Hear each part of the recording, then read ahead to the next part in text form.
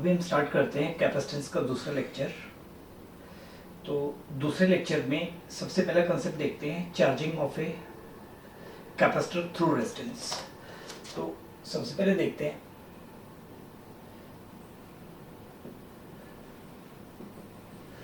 Charging of A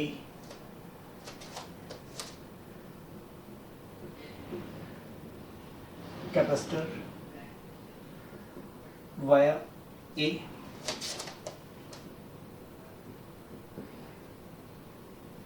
resistor by a cell.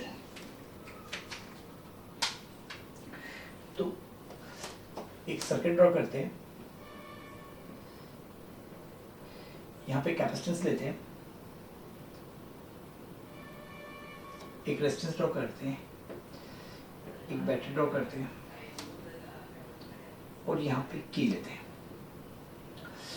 Battery का EMF है V, ये resistance है R और ये कैपेसिटेंस है C। अब बैटरी होती है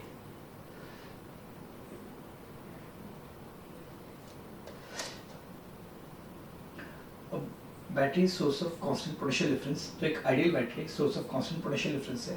तो यहाँ का पोटेंशियल हम मान लेते हैं 0 और यहाँ का पोटेंशियल मान लेते हैं V। अब क्योंकि सर्किट खुला हुआ है, ये की के है, तो कोई चार्ज फ्लो नहीं करेगा, तो यहाँ पे कोई करंट फ्लो नहीं करेगा, अब यहाँ का पोटेंशियल, क्योंकि कोई करंट फ्लो नहीं कर रहा, यहाँ का भी पोटेंशियल V है, ये पूरा पोटेंशियल 0 है। तो यहाँ पे हम लिखते हैं let key be pressed at t is equal to 0। t is equal to 0 पे हम की को प्रेस करते हैं। तो की को जैसे ही प्रेस करेंगे t इज इक्वल टू 0 पे, ये सर्किट कंप्लीट हो जाएगा, ये जैसे सर्किट कंप्लीट होता है t इज इक्वल टू 0 पे, बिल्कुल यहाँ पे पोटेंशियल 0 है, तो ये पूरी कंडक्टिंग वायर है, यहाँ का पोटेंशियल भी 0 आ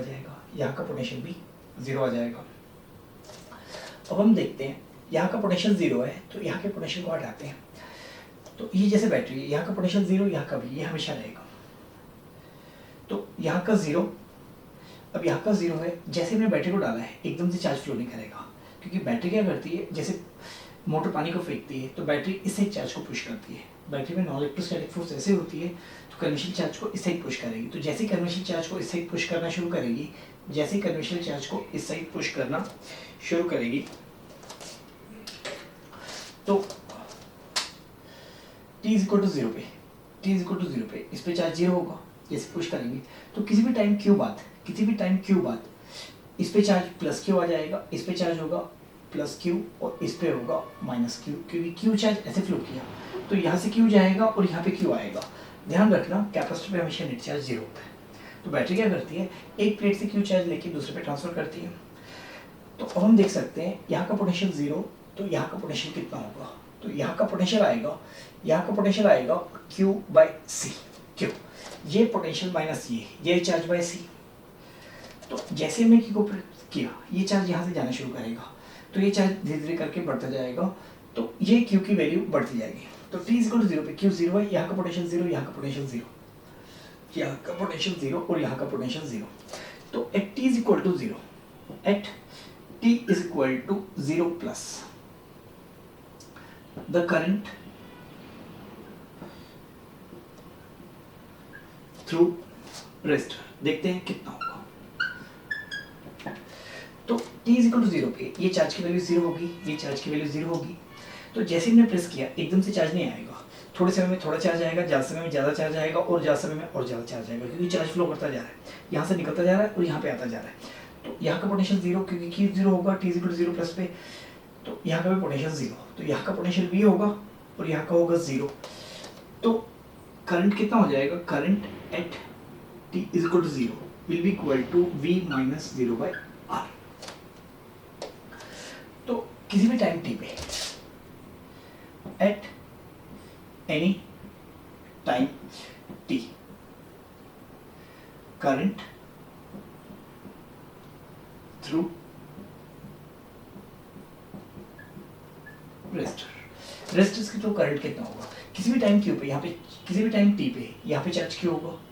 अगर यहाँ पे क्यू होगा तो यहाँ का पोटेंशियल, अगर हमने जीरो माना, यहाँ का जीरो माना, यहाँ का वी है, तो यहाँ का कितना हो जाएगा, ये पोटेंशियल माइनस ये क्यू बाई सी, तो यहाँ का पोटेंशियल क्यू बाई सी हो जाएगा, यहाँ का पोटेंशियल वी होगा, तो ये हायर होगा, ये लोअर होगा, क्योंकि ये जीरो से बढ़ रहा है, ये जीरो से बढ़ रहा है। तो ये आई कितना हो जाएगा, this I through resistance at any time T will be equal to V minus Q by C, ये हो जाएगा potential difference divided by R। तो आप देख सकते हैं जैसे चार्ज फ्लो करता रहेगा, यहाँ का पोटेंशियल जीरो, यहाँ का V, यहाँ का जीरो, यहाँ का पोटेंशियल बढ़ना शुरू होगा, तो ये पोटेंशियल भी ये जीरो से बढ़ रहा है, तो इसका मतलब current keeps on decreasing with time. तो हम यहाँ पे लिख सकते हैं current keeps on decreasing with time. तो जैसे चार्ज फ्लो होता रहेगा ये पोटेंशियल बढ़ना शुरू होगा, ये बढ़ता रहेगा बढ़ता रहेगा, जिस टाइम पे Q बाई सी वी के बराबर हो जाएगा, current becomes zero, current becomes zero when Q by C will be equal to V और Q is equal to C। तो इसका मतलब जैसे इसको प्रेस करेंगे यहाँ से चार्ज बढ़ना शुरू होगा, चार्ज फ्लो होना शुरू होगा, चार्ज की वैल्यू बढ़ती जाएगी, यहाँ का पोटेंशियल जीरो, यहाँ का पोटेंशियल जीरो, यहाँ का पोटेंशियल V, तो यहाँ का पोटेंशियल जैसे बढ़ता रहेगा, रेजिस्टेंस के क्रॉस पोटेंशियल डिफरेंस कम होता रहेगा, ये पोटेंशियल जैसे V के बराबर होगा, रेजिस्टेंस के क्रॉस पोटेंशियल डिफरेंस जीरो हो जाएगा, तो रेजिस्टेंस की जो करंट जीरो, तो कैपेसिटर पे चार्ज होना बंद हो जाएगा। तो इसका मतलब लिख सकते हैं, तो इसका मतलब हम लिख सकते हैं मैक्सिमम चार्ज ऑन कैपेसिटर, तो हम लिख सकते हैं maximum charge on capacitor Q max will be equal to C into V। तो Q max कितना आएगा, C into V के बराबर। तो इसका मतलब बैटरी को इसके क्रॉस लगाते हैं, तो शुरू में क्या होगा, करंट मैक्सिमम होगा, इस पे चार्ज जीरो होगा, जैसे इस पे चार्ज बढ़ना शुरू होगा करंट कम होना शुरू होगा, एक टाइम पे करंट जीरो हो जाएगा।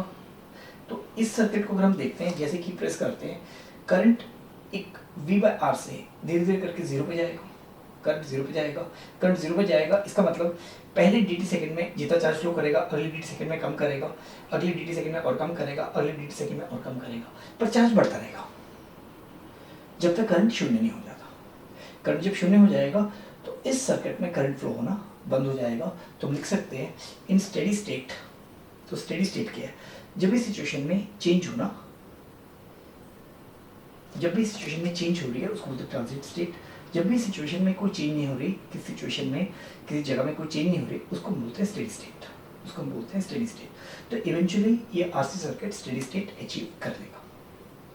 तो इसके बाद हम अगला कंसेप्ट देखते हैं।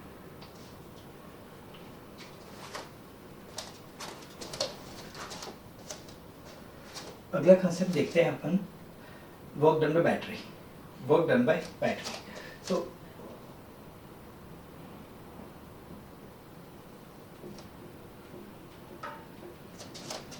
बाय सेल,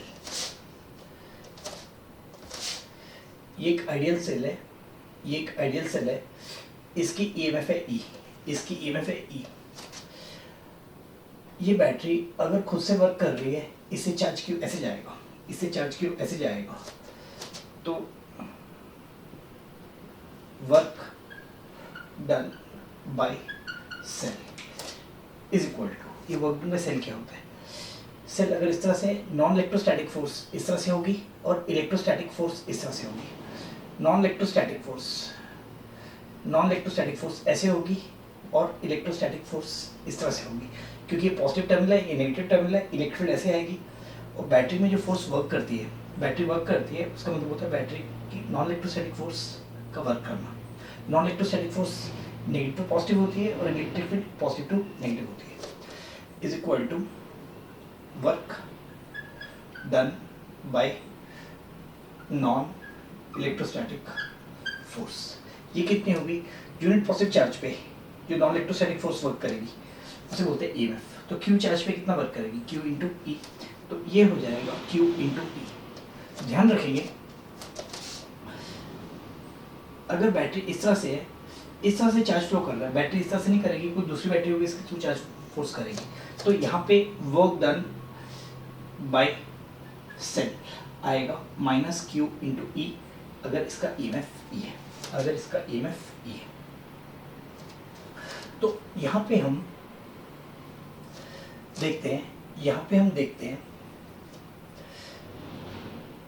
वर्क एनर्जी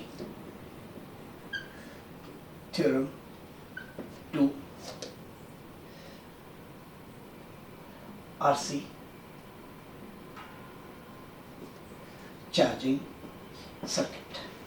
तो फिर से वही सर्किट लेते हैं, ये कैपेसिटेंस है इनिशियली अनचार्ज्ड, इसकी कैपेसिटेंस है C, यहाँ पे एक रेजिस्टेंस है, रेजिस्टेंस की वैल्यू R, और यहाँ पे एक बैटरी है, इसका EMF लेते हैं V, यहाँ पे की है, तो देखते हैं की इज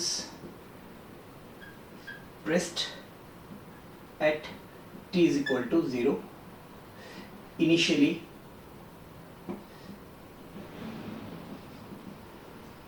capacitance is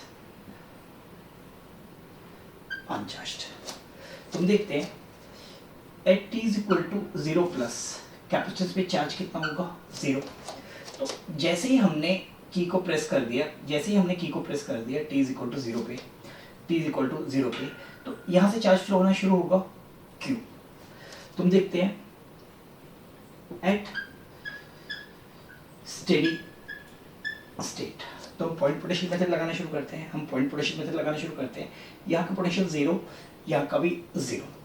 तो जैसे की बंद हो जाती है, तो यहाँ का भी पोटेंशियल 0 आएगा। तो जब कैपेसिटेंस पे चार्ज 0 है तो इसके क्रॉस PD 0 होगा, तो यहाँ का भी पोटेंशियल 0 होगा, और यहाँ का पोटेंशियल होगा V। यहाँ का तो पोटेंशियल हमेशा भी रहेगा, यहाँ का 0 तो यहाँ का हमेशा भी रहेगा। तो शुरू में यहाँ का 0 है तो करंट फ्लो होना शुरू होगा, चार्ज जा रहा है, तो जैसे ही चार्ज जाएगा यहाँ का पोटेंशियल कितना होगा Q/C। अब ये पोटेंशियल बढ़ना शुरू होगा Q/C, जैसे V के बराबर होगा करंट फ्लो होना बंद हो जाएगा। तो हम यहाँ पे देखेंगे max charge flown through, resistance के भी थ्रू उतना ही चार्ज जाएगा जितना बैटरी थ्रू जाएगा, थ्रू सेल के थ्रू कितना चार्ज जाएगा Q max by C will be equal to V, यानी Q max कितना आएगा CV। तो यहाँ पे हम देखेंगे net work done by cell. अब ये चार्ज Q ऐसे जा रहा है, ये चार्ज Q max ऐसे निकला है, तो वर्क डन बाय सेल कितना आएगा Q max इंटू V। तो ये आ जाएगा Q max कितना है CV, तो ये कितना आ जाएगा CV स्क्वायर। तो की प्रेस करने से स्टेडी स्टेट तक बैटरी के थ्रू चार्ज Q फ्लो किया, Q कितना है CV, बैटरी ने कितना वर्क किया CV किया। तो यहाँ पे हम देखते हैं एनर्जी गेन्ड बाय कैपेसिटर। शुरू में चार्ज 0 था, शुरू में इसके पास एनर्जी 0 थी, फाइनल एनर्जी कितनी होगी हाफ CV स्क्वायर, क्योंकि इसके क्रॉस पोटेंशियल डिफरेंस V हो गया, तो कैपेसिटेंस के क्रॉस पोटेंशियल डिफरेंस V हो तो उसके अंदर कितनी पोटेंशियल स्टोर रहती है हाफ CV स्क्वायर। तो ये कितना हो जाएगा हाफ CV स्क्वायर। अब देखना शुरू करते हैं, जैसे की ओपन थी, बैटरी कोई वर्क नहीं कर रही थी, इस पर कोई एनर्जी नहीं थी। जैसे की को प्रेस किया, यहाँ से चार्ज फ्लो होना शुरू हुआ, बैटरी ने वर्क करना शुरू किया, इसके अंदर एनर्जी बढ़ना शुरू हुई। एक टाइम आया चार्ज फ्लो होना बंद हो गया, तो बैटरी ने काम करना बंद कर दिया। स्टेडी स्टेट के बाद बैटरी ने काम करना बंद कर दिया, तो इसमें भी चार्ज बढ़ना बंद हो गया, इस पर पोटेंशियल एनर्जी बढ़नी बंद हो गई। तो अब देखते हैं बैटरी ने कितना वर्क किया, बैटरी ने वर्क किया इतना, बैटरी ने वर्क किया CV स्क्वायर, और कैपेसिटेंस को कितनी एनर्जी मिली है हाफ CV स्क्वायर। तो इसका मतलब बैटरी ने जितना भी काम किया, बैटरी ने उतनी एनर्जी लूज की, CV स्क्वायर, उसकी आधी मिल गई हाफ CV स्क्वायर मिल गई कैपेसिटेंस को, जो कि स्टोर्ड है इन इलेक्ट्रिक फील्ड। कैपेसिटेंस के अंदर इलेक्ट्रिक फील्ड है, कैपेसिटेंस के अंदर पोटेंशियल स्टोर्ड है, तो बाकी हाफ CV स्क्वायर कहाँ गई, तो यहाँ पे जो भी कन्वेंशनल चार्ज जा रहे हैं रेजिस्टेंस के अंदर कॉलिजन के द्वारा हीट प्रोड्यूस हो रही है, तो हम यहाँ पे लिख सकते हैं हेंस, तो यहाँ पे लिख सकते हैं हीट प्रोड्यूस्ड, तो हम यहाँ पे लिख सकते हैं हीट प्रोड्यूस्ड। हीट प्रोड्यूस्ड कितना आ जाएगा, ये भी आ जाएगा हाफ CV स्क्वायर। तो इसका मतलब बैटरी ने जितना भी काम किया, आधी एनर्जी स्टोर हो गई, आधी एनर्जी स्टोर होगी कैपेसिटेंस के अंदर, बाकी आधी कहाँ पे होगी, हीट प्रोड्यूस्ड। हीट प्रोड्यूस कहाँ पे होगी, रेजिस्टेंस के अंदर होगी। हीट प्रोड्यूस्ड कहाँ पे होगी, रेजिस्टेंस के अंदर होगी। तो अभी एक दो सर्किट के क्वेश्चंस और करते हैं सीरीज पैरेलल के, उसके बाद सीरीज पैरेलल के एग्जांपल्स लेंगे। तो इक्विवेलेंट कैपेसिटेंस क्या होता है, इसके बाद देखते हैं। इक्विवेलेंट कैपेसिटेंस को देखते हैं तो दो जनरल से कॉम्बिनेशंस रहते हैं सीरीज और पैरेलल, उनको देखते हैं। उसके बाद हम इक्विवेलेंट कैपेसिटेंस को जनरली देखेंगे।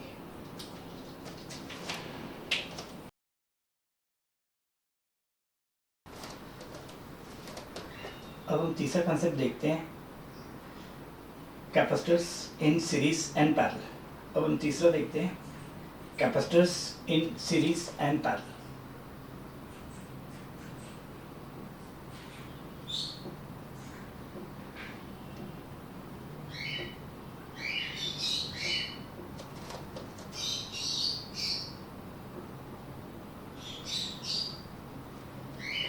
तो यहाँ पे हम निकालेंगे इक्विवेलेंट कैपेसिटेंस, यहाँ पे भी निकालेंगे इक्विवेलेंट कैपेसिटेंस। तो ध्यान में रखना है, हमारे सिलेबस में हमें बहुत ज़्यादा पढ़ाया जाता है इक्विवेलेंट कैपेसिटेंस कैसे निकालना है, बट आपको ध्यान रखना है इक्विवेलेंट कैपेसिटेंस का यूज़ कैसे करना है और उसका मतलब क्या है। इक्विवेलेंट कैपेसिटेंस का यूज़ कैसे करना है और उसका मतलब क्या है। कोई भी एक ब्लैक बॉक्स लेते हैं, कोई भी एक ब्लैक बॉक्स लेते हैं, इसके अंदर कैपेसिटेंस का सर्किट है, 2 टर्मिनल है। कैपेसिटेंस 2 टर्मिनल्स के अंदर होता है। ये कोई भी कैपेसिटेंस का सर्किट है, एक कैपेसिटेंस हो सकता है, 2 हो सकता है, जैसे ब्लैक बॉक्स ये कैपेसिटेंस का सर्किट है। 2 पॉइंट्स के बीच में इक्विवेलेंट कैपेसिटेंस कैसे निकालनी होती है। तो हम यहाँ पे देखते हैं इक्विवेलेंट कैपेसिटेंस हम कैसे निकालेंगे। इक्विवेलेंट कैपेसिटेंस हम कैसे निकालेंगे, हम क्या करेंगे, इस साइड में एक आइडियल बैटरी लगाएंगे, एक आइडियल बैटरी लगाएंगे जिसका EMF होगा V। आइडियल बैटरी लगाते ही अगर ये सर्किट में कैपेसिटेंस है, ये क्या करेगा, यहाँ से चार्ज Q खींचेगा, यहाँ से चार्ज Q जाएगा, तो इसके अंदर चार्ज Q ऐसे एंटर करेगा और चार्ज Q ऐसे निकलेगा। तो यहाँ पे हम देखते हैं, यहाँ पे हम देखते हैं अगर यही बैटरी लगा के, अगर यही बैटरी लगा के सिर्फ एक कैपेसिटेंस लगाएं, सिर्फ एक कैपेसिटेंस लगाएं, अगर वो भी उतना ही चार्ज खींचता है, वो भी उतना ही चार्ज खींचता है, वो भी उतना ही चार्ज खींचता है, तो इसे बोलेंगे इक्विवेलेंट कैपेसिटेंस। तो इक्विवेलेंट कैपेसिटेंस का मतलब क्या है, ये कोई भी एक सर्किट है कैपेसिटेंस का, 2 टर्मिनल्स के बीच में, इन दोनों पॉइंट्स के बीच में इसकी इक्विवेलेंट कैपेसिटेंस क्या होगी और किसके रिस्पेक्ट में होगी। तो अपन एक बैटरी लगाएंगे जिसका EMF V है, तो पूरा सर्किट से चार्ज Q खींचेगा, यहाँ से चार्ज Q जाएगा, यहाँ से जाएगा, यहाँ से Q निकलेगा। तो अगर उसी बैटरी को रख के हम इस पूरे सर्किट को हटा के एक कैपेसिटेंस लगाते हैं, ये पूरा सर्किट कैपेसिटेंस से जितनी चार्ज विड्रॉ करता है, अगर ये बैटरी भी उतना चार्ज विड्रॉ करे, अगर ये कैपेसिटेंस भी उतना ही चार्ज विड्रॉ करे, तो इस कैपेसिटेंस को बोलते हैं इक्विवेलेंट टू दिस सर्किट। और ये रिलेशन किसके रिस्पेक्ट में है, और ये रिलेशन किसके रिस्पेक्ट में है। तो हम यहाँ पे बोल सकते हैं if the single capacitor draws same charge as above combination circuit, as above combination circuit from same cell, then the single capacitor is equivalent to above circuit is equivalent to above circuit। तो ये वाला capacitance इसके equivalent है। तो अभी equivalent capacitance कैसे निकालेंगे, तो इस कॉम्बिनेशन के क्रॉस ये बैटरी भी लगाई, इससे चार्ज क्यों खींचा, तो इसको हटा के अगर एक कैपेसिटेंस लगाते हैं, अगर ये सेम चार्ज खींचता है तो उसको बोलते हैं इसके इक्विवेलेंट। तो इक्विवेलेंट कैपेसिटेंस कैसे निकालना है, हम यहाँ पे देखते हैं, ये पोटेंशियल माइनस ये V है, तो ये V कितना आएगा Q/C, यानी कि C कितना आएगा Q/V। तो किसी भी सर्किट का अगर इक्विवेलेंट कैपेसिटेंस निकालना है, किसी भी सर्किट का अगर इक्विवेलेंट कैपेसिटेंस निकालना है, किसी भी सर्किट का अगर इक्विवेलेंट कैपेसिटेंस निकालना है दो पॉइंट्स के बीच में, ए और बी के बीच में, तो अपन क्या करेंगे, एक आइडियल बैटरी लगाएंगे जिसका ईएमएफ भी है, इससे चार्ज क्यू जाएगा, इससे चार्ज क्यू जाएगा, इससे चार्ज क्यू जाएगा।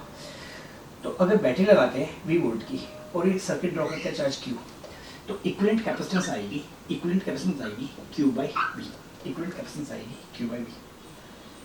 ये तो हो गया इक्विवेलेंट कैपेसिटेंस निकालना, ये तो हो गया इक्विवेलेंट कैपेसिटेंस निकालना। अब इसका यूज़ कहाँ करेंगे हम देखते हैं। अब इसका यूज़ कहाँ करेंगे, एक सिंगल लूप सर्किट इजी होता है, एक कॉम्प्लेक्स सर्किट मुश्किल होता है। सपोजिंग हमारे पास एक सर्किट है, एक बैटरी लगी हुई है, एक सर्किट है, एक बैटरी लगी हुई है। अब इसका यूज़ कैसे करेंगे, इसका इन्वर्स देखते हैं।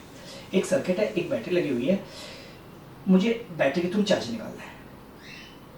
तो हमें पता है ये बैटरी है, इस सर्किट को इक्विवेलेंट से रिप्लेस करेंगे तो बैटरी से सेम चार्ज आएगा। तो हम क्या करेंगे, इक्विवेलेंट कैपेसिटेंस का बेनिफिट कहाँ आएगा, अगर कोई भी कॉम्प्लेक्स सर्किट है, एक बैटरी लगी हुई है जो उसको ड्रॉ कर रही है, जो उसको ड्राइव कर रही है, तो बैटरी के थ्रू चार्ज निकालना है। तो हमें पता है इस सर्किट को हटा के इक्विवेलेंट कैपेसिटेंस डालेंगे तो बैटरी तो सेम चार्ज आएगा। तो अपन क्या करेंगे, इस सर्किट को हटा के इसका इक्विवेलेंट कैपेसिटेंस डाल देंगे तो बैटरी के थ्रू सेम चार्ज आएगा। इसका मतलब क्या है, अगर यहाँ पे एक सर्किट है, यहाँ पे एक बैटरी है, इस साइड को हटा के इक्विवेलेंट कैपेसिटेंस रिप्लेस करेंगे, राइट साइड में कोई भी फर्क नहीं पड़ने वाला। तो इसका बेनिफिट हम कहाँ लेंगे, मल्टी लूप सर्किट जिसमें सिर्फ एक बैटरी है उसको सिंगल लूप में कन्वर्ट करने के लिए। इसके बाद हम कुछ एग्जांपल्स लेते हैं इक्विवेलेंट कैपेसिटेंस निकालने के। पहले दो बुकिश एग्जांपल्स लेंगे सीरीज और पैरेलल, फिर किसी भी कॉम्बिनेशन का हम जनरल मेथड देखेंगे इक्विवेलेंट कैपेसिटेंस कैसे निकालना है, इक्विवेलेंट कैपेसिटेंस कैसे निकालना है।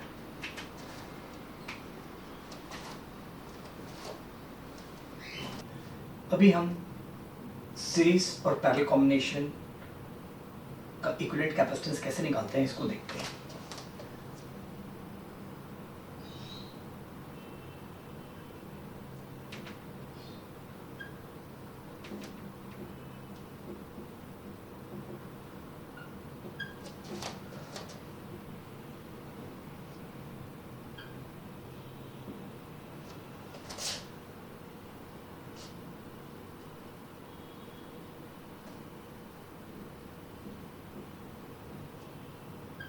तो सीरीज और पैरेलल कॉम्बिनेशन का इक्विवेलेंट कैपेसिटेंस कैसे निकालते हैं, पहला केस लेते हैं सीरीज कॉम्बिनेशन। तो सीरीज कॉम्बिनेशन कुछ इस तरह से लेते हैं, ये कैपेसिटेंस लेते हैं C1, ये दूसरा कैपेसिटेंस लेते हैं C2 और यहाँ पे तीसरा कैपेसिटेंस लेते हैं C3। तीनों शुरू में अनचार्ज्ड है, तीनों शुरू में अनचार्ज्ड है। तो एक बैटरी लगाते हैं इक्विवेलेंट कैपेसिटेंस निकालने के लिए। इक्विवेलेंट कैपेसिटेंस जब भी निकालते हैं तो दो पॉइंट्स के बीच में निकालते हैं किसी भी सिस्टम का, ए और बी। तो एक बैटरी लगाते हैं, ये बैटरी क्या करेगी, यहाँ से यहाँ पे चार्ज फ्लो कराएगी। अभी नेट कैपेसिटेंस पे नेट चार्ज 0 है, ये 6 प्लेट है, तो नेट चार्ज 0 रहेगा। तो इसका मतलब यहाँ पे 0, यहाँ पे 0। तो यहाँ से जो भी चार्ज फ्लो करेगा, यहाँ से जो भी चार्ज फ्लो करेगा, इस पे चार्ज आएगा Q, इस पे आएगा -Q, इस पे आएगा +Q, इस पे आएगा -Q, इस पे आएगा +Q, इस पे आएगा -Q। क्योंकि यहाँ से चार्ज Q ऐसे जाएगा तो Q चार्ज इस पे जाएगा 0 था, इस पे Q आएगा, यहाँ से Q निकलेगा, इस पे Q आएगा, यहाँ से Q निकलेगा, इस पे Q आएगा, यहाँ से Q निकलेगा। तो यहाँ पे Q आएगा तो इस पे +Q हो जाएगा, यहाँ से Q निकलेगा तो -Q हो जाएगा। अब एक काम करते हैं, हमें इक्विवेलेंट कैपेसिटेंस निकालनी है, तो इक्विवेलेंट कैपेसिटेंस कैसे निकालेंगे, ए और बी के बीच में। तो हम एक बैटरी लगाएंगे, देखेंगे बैटरी के थ्रू कितना चार्ज फ्लो किया है। तो इक्विवेलेंट कैपेसिटेंस आएगी, तो हम यहाँ पे लिखते हैं ये पोटेंशियल माइनस ये आ जाएगा V, ये पोटेंशियल माइनस ये कितना होगा, ये पोटेंशियल माइनस ये, this will be equal to Q by C1 plus ये पोटेंशियल माइनस ये plus Q by C2 plus ये पोटेंशियल माइनस ये Q बाई C3। तो अब देखते हैं ये पोटेंशियल माइनस ये, तो इक्विवेलेंट कैपेसिटेंस कितना आएगा, Q बाई V।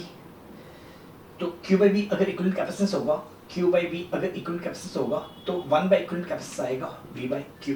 तो यहाँ पे Q निकाल लेते हैं, तो 1 बाई इक्विवेलेंट कैपेसिटेंस आएगा V by Q, this will be equal to 1 by C1 plus 1 by C2 plus 1 by C3।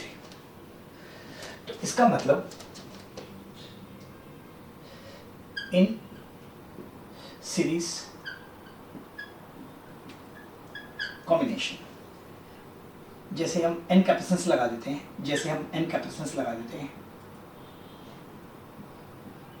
तो इक्विवेलेंट कैपेसिटेंस निकालनी है ए और बी के बीच में, तो हम एक बैटरी लगाएंगे, देखेंगे बैटरी की तो कितना चार्ज है, तो Q is equal to C V, तो Q by B equivalent capacitance आ जाएगा। तो वहाँ से equivalent capacitance between A and B, C equivalent आएगा 1 by C one plus 1 by C two plus 1 by C three to 1 by C N. ये capacitance C one है, ये सी to है, ये सी थ्री है, ये सी फोर है। अब यहाँ पे एक बात ध्यान में रखने वाली है, इक्विवेलेंट कैपेसिटेंस जब भी निकालेंगे तो देखना Q by C one plus Q by C two plus Q by C three, ये Q कॉमन आएगा। तो एक काम करते हैं, एक छोटा सा एग्जाम्पल लेते हैं, are all shown capacitor in series. तो एक कैपेसिटेंस है C1, इस पे चार्ज है Q1, तो इस प्लेट पे चार्ज है प्लस Q1, इस पे है माइनस Q1, ये कैपेसिटेंस C1 है। इसको एक दूसरे कैपेसिटेंस के साथ लगाते हैं, ये कैपेसिटेंस C2, इस प्लेट पे चार्ज है Q2, इस पे है माइनस Q2। ये एक कैपेसिटेंस और लेते हैं C3, इस पे चार्ज है प्लस Q3, इस पे माइनस Q3। ये पॉइंट A है और ये पॉइंट B है। देखते हैं ये दिख सीरीज में रहे क्या एक्चुअली में सीरीज में है या नहीं है। तो इन दोनों पॉइंट के बीच में पोटेंशियल डिफरेंस निकालते हैं, V A minus V B कितना आएगा, ये पोटेंशियल माइनस ये वन, तो ये आएगा Q1 बाई C1 प्लस ये पोटेंशियल माइनस ये Q2 बाई C2 प्लस ये पोटेंशियल माइनस ये Q3 बाई C3। तो यहाँ पे हमें साफ दिखाई दे रहा है ये Q सेम नहीं है, एक तो सीरीज में रहेगा तो ये Q कॉमन नहीं आएगा। तो इनको कब हम सीरीज में बोलेंगे, they will be in series if Q1 is equal to Q2 is equal to Q3। तो इनको सीरीज में कब बोलेंगे, जब इन सब पे चार्ज बराबर रहेगा, यहाँ पे प्लस Q, यहाँ पे माइनस Q, यहाँ पे प्लस Q, यहाँ पे माइनस Q। तो नोट दे आर नॉट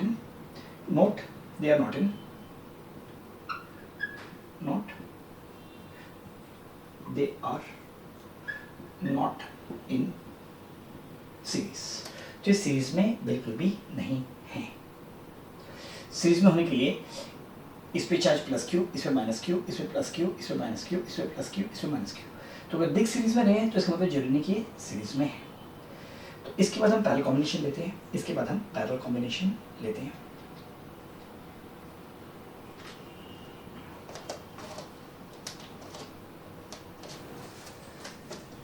तो अभी देखते हैं पैरेलल कॉम्बिनेशन।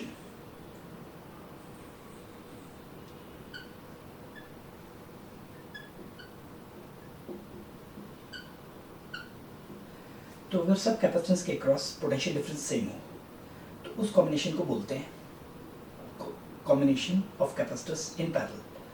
तो अगर सब कैपेसिटर्स के क्रॉस पोटेंशियल डिफरेंस सेम है, आइडेंटिकल है, तो उन सब कैपेसिटर्स को बोलते हैं वो पैरेलल में कनेक्टेड है।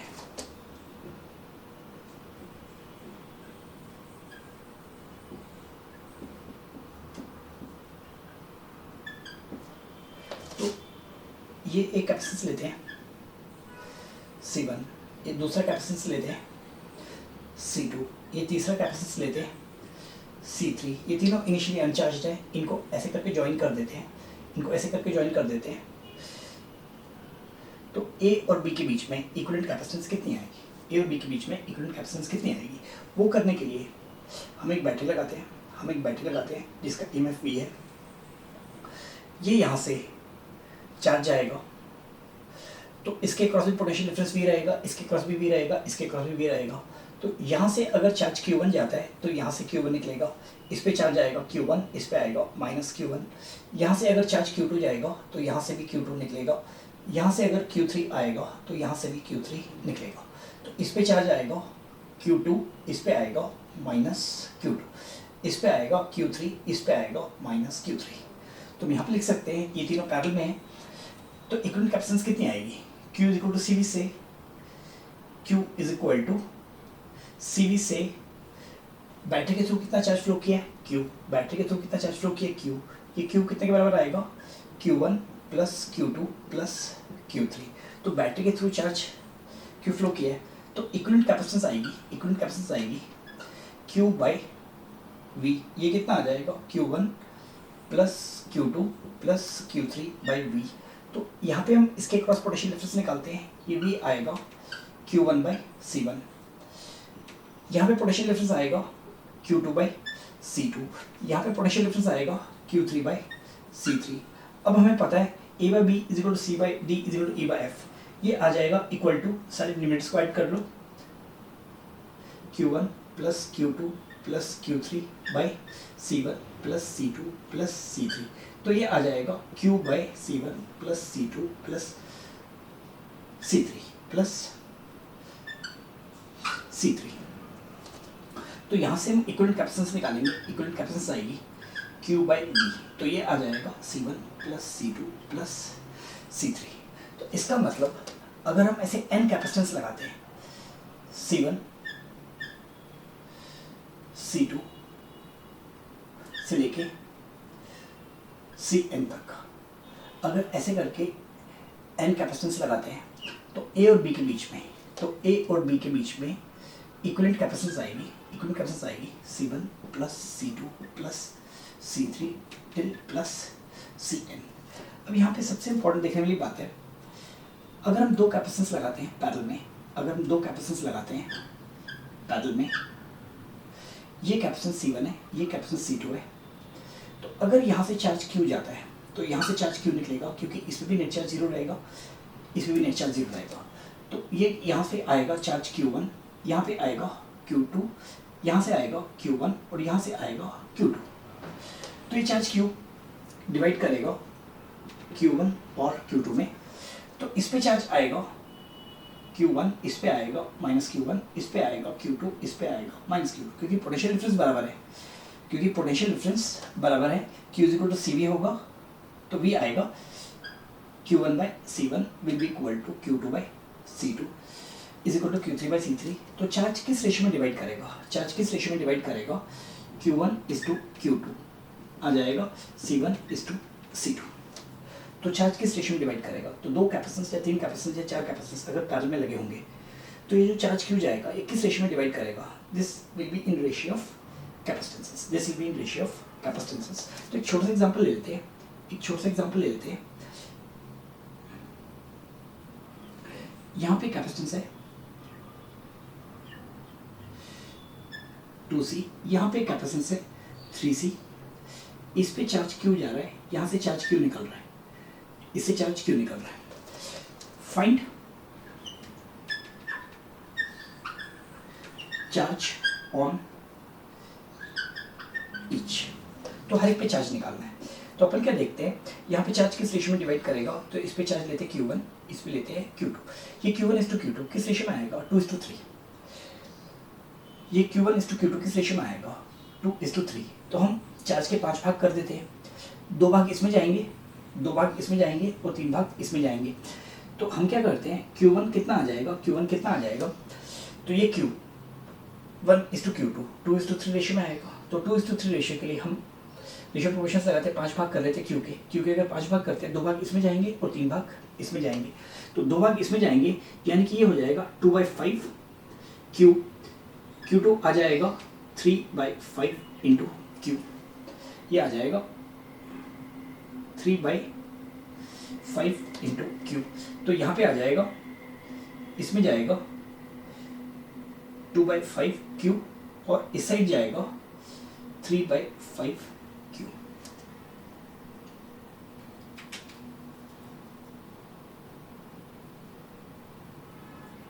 इसके बाद हम कुछ सर्किट एनालिसिस के क्वेश्चन सॉल्व करते हैं।